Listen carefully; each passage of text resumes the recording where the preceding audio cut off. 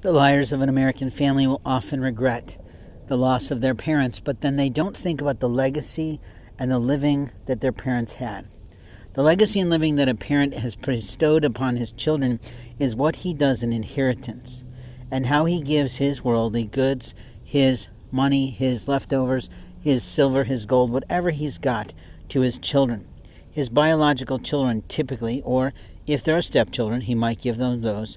But we also know in our family that we were once a part of a major oil corporation, but my late grandfather decided to give that away to his, heroine of the day, not his wife, his girlfriend on the side of that time in life in America. Thankfully today, men don't often play that way, but we all know that they do. We've seen the stars of the world fall by playing around with a nanny, most of all, and that is sort of immoral, isn't it? Now, what we know is that children need care.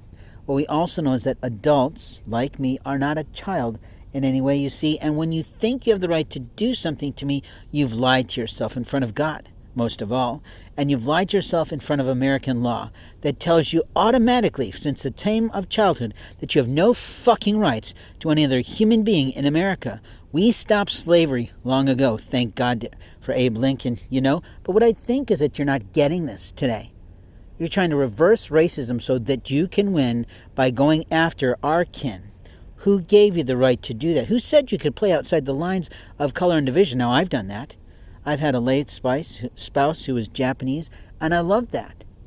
And I miss that. Every time I see the Japanese food on one of my social media channels, I miss my wife, who is a culinary expert in every way. But here's what I can tell you.